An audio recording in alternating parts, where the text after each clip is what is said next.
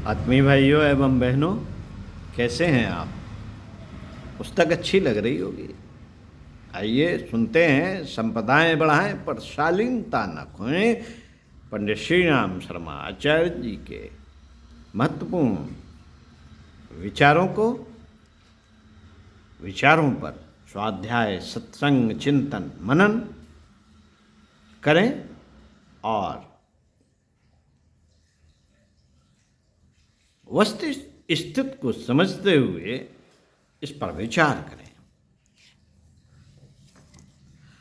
मित्रों, परिवार में मनुष्य रहते हैं। मनुष्यों का निर्वाह साधनों से होता है, यह ठीक है, पर व्यक्ति मात्र निर्वाह भर के लिए ही तो नहीं। रोटी खाकर जीवित रहा जाता है, पर रोटी के लिए ही तो जीवन नहीं। परिवार के लोगों को सुविधाएं जुटा दी जाएं, परंतु उनके व्यक्तित्व का मूल्य बढ़ाने वाले गुण, कर्म, स्वभाव, चरित्र एवं दृष्टिकोण पर निर्भर है। उनका व्यक्तित्व इन गुणों पर निर्भर है। शारीरिक दृष्टि से स्वस्थ और मानसिक दृष्टि से सभ्य मनुष्य ही प्रगति करते हैं, सम्मान पाते और सफल जीवन जीते देखे गए हैं। वे ही अपनी चंदन जैसी सुगंध से समीपवर्ती वातावरण को सुगंधित करते हैं। उन्हीं के द्वारा देश, धर्म, समाज और संस्कृति की कोई महत्वपूर्ण सेवा बन पड़ती है। ऐसे ही लोग नररत्न हैं। परिवार वे ही सराहे जा सकते हैं जिन्हें नर रत्न उत्पन्न करने वाली खदान कहलाने का श्रेय प्राप्त हो सके। परिवार को ऐसी ही नर्सरी के रूप में विकसित किया जाना चाहिए, जिसमें उगाई हुई पौध दूर दूर तक सुरम्य उद्यानों के रूप में विकसित होने का श्रेय प्राप्त कर सके। परिजनों का सच्चा हित साधन इसी में है कि वे आत्मनिर्भर और आत्मसम्मान खरीद सकने जितनी संपदा से सुसंपन्न बने। संपदा के सहारे खड़ा हुआ बड़प्पन अतीव दुर्बल होता है। वह कभी भी बालू की दीवार की तरह ढह सकता है। स्थायित्व तो उनमें है जिनमें प्रचंड प्रतिभा, प्रखर पुरुषार्थ और उज्जवल चरित्र के तत्व अभीष्ट परिणाम में विद्यमान है। यदि किसी को अपने परिवार से वस्तुतः प्रेम हो, यदि किसी को अपने परिवार से वस्तुतः प्रेम हो, आत्मीयता, शुभेच्छा में गहराई हो, तो इसी तत्व पर ध्यान केंद्रित रखना चाहिए कि कुटुंबियों का व्यक्तित्व किसी प्रकार अधिकाधिक परिष्कृत होता चला जाए। मित्रों, यह कार्य श्रम साध्य, समय साध्य और कष्ट साध्य है, जिसके लिए घर के लोगों को जितना सिखाना है उससे कहीं अधिक अपने को साधना पड़ता है। कहने सुनने की, समझने समझाने की सामर्थ्य अत्यंत स्वल्प है। किसी को ऊंचा चढ़ाने और आगे बढ़ाने की शिक्षा अपना अनुकरणीय आदर्श प्रस्तुत करके ही दी जा सकती है। अपना निज का व्यक्तित्व इस प्रकार ढाला जाना चाहिए जिसमें ठप्पे में ढलने वाले खिलौने की तरह संपर्क क्षेत्र के लोग विशेषतया अपने परिवार के सदस्य अनायास ही ढलते चले जाएं। यह सब संभव तभी हो सकता है जब परिवार संस्था के सदस्यों को आत्माएं माना जाए, स्वाविवेक से आत्माएं माना जाए कि हम आत्मा है, हम अमुक नहीं, हम बड़े नहीं, हम छोटे हैं, हम गरीब नहीं, हम कमज़ोर हैं, हम धनी हैं, ये न मानकर हमें ये मानना पड़ेगा कि ये सामने वाला जो व्यक्ति है वह आत्मा है और हम भी आत्मा हैं और परमात्मा के हम भी पुत्र हैं और सामने वाला भी पुत्र है। दोनों क्या हैं? दोनों भाई भाई हैं, भाई बहन हैं, पिता पुत्र हैं, माता बेटा हैं, माता पुत्री हैं। सास सास नहीं है, यह आत्मा है। इस तरह से जब हम आत्माएं मान लें और उनके उज्जवल भविष्य की झांकी सुविधा संवर्धन में नहीं,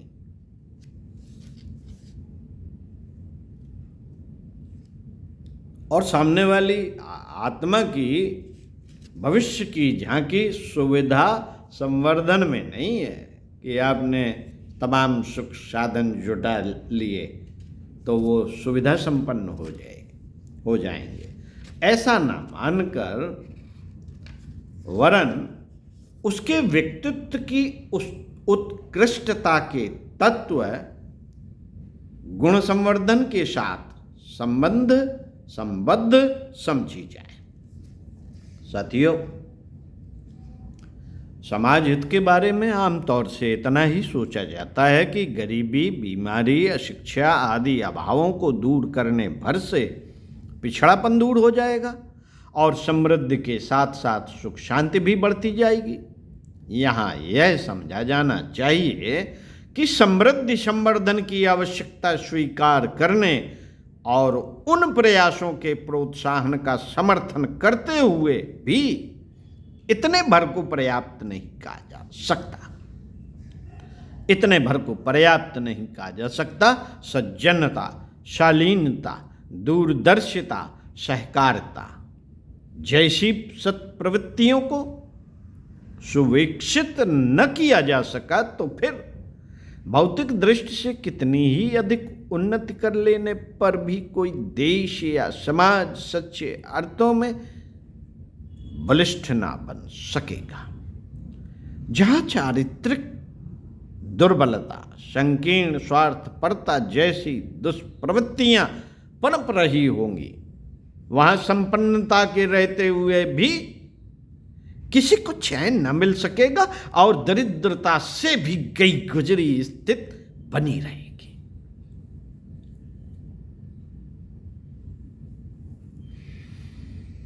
साथियों, व्यक्ति के उत्थान पतन का मूलभूत कारण उसकी मन स्थिति है। उस क्षेत्र को संभाले सुधारे बिना प्रचुर साधन जुटा देने पर भी यदि मनुष्य दुर्बुद्धि युक्त है तो उन साधनों का दुरुपयोग करके और भी अधिक विपत्ति मोल लेगा और दरिद्रता से भी गई गुजरी स्थिति तक जा पहुंचेगा। अस्तु, साधन जुटाने के साथ साध्य को व्यक्ति को गुण कर्म स्वभाव की दृष्टि से परिष्कृत, सुसंस्कृत, सद्भाव संपन्न बनाने पर ध्यान देना होगा। यहाँ भी साध्य को प्रमुखता देने की आवश्यकता है। यदि चेतना का स्तर बढ़ाने की बात को व्यर्थ समझा जाता रहा और साधनों के लिए दौड़ धूप चलती रही तो असंख्य सुविधाएं बढ़ जाने पर भी पिछड़ापन दूर न हो सकेगा और वे सुसंपन्न लोग दरिद्रता जन्य कठिनाइयों से छूटते ही दुष्टता जन्य विपत्तियों में जा फंसेंगे, जो अपेक्षाकृत और भी अधिक कष्टकारक सिद्ध होगी।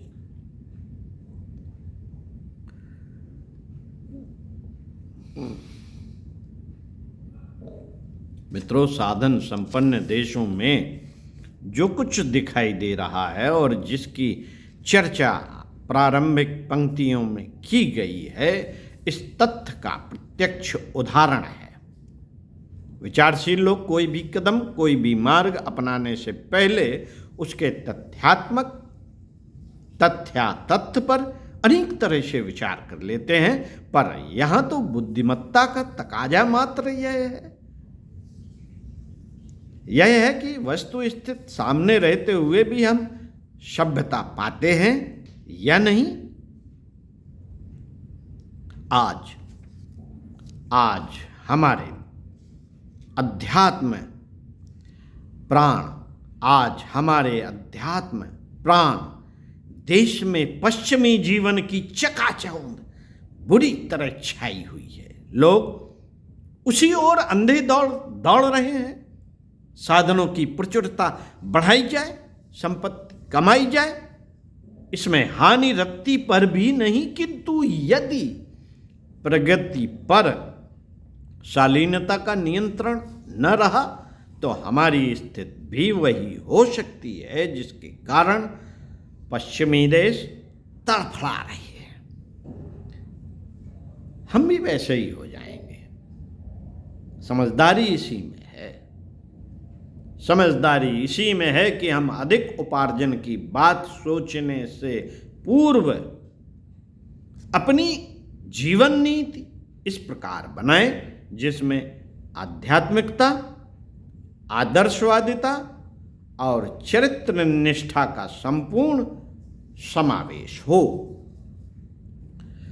यदि इतना कर लें तो वे साधन सुविधाएं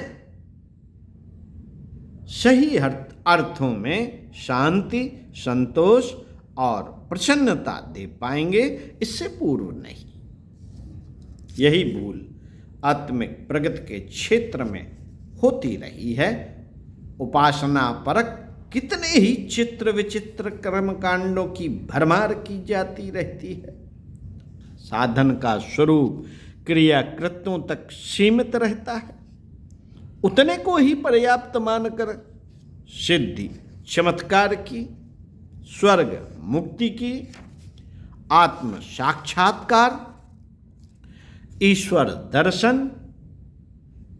की अपेक्षा की जाती रहती है।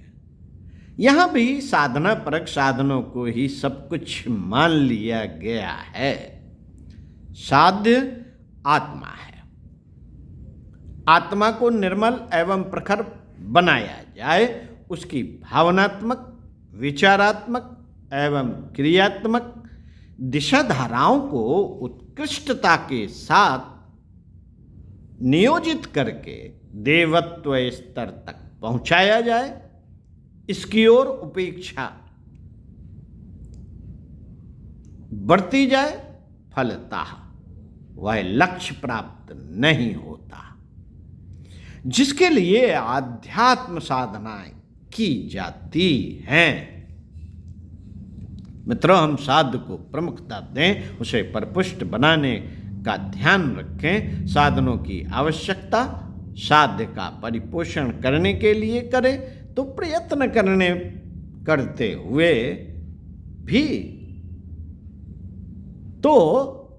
करते हुए भी कुछ पल्ले न पड़ने की आज की स्थिति का अंत हो जाएगा और सच्चे अर्थों में प्रगति पथ पर अग्रसर होते हुए उस लक्ष्य को प्राप्त कर सकेंगे जिसे व्यक्ति और समाज की समान प्रगति कहा जा सकता है।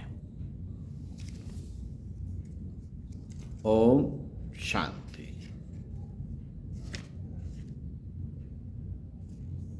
पुस्तक का समापन। अब हमारा काम है स्वाध्याय, सत्संग, चिंतन, मनन इन विषयों पर करने का और शालीनता को बनाए रखने का, संपदाएं बढ़ाते हुए शालीनताएं जो गड़बड़ी हो रही है शालीनता में, उसको पुनः रिकवरिंग करने का। ओम शांति। यही है चिंतन मनन।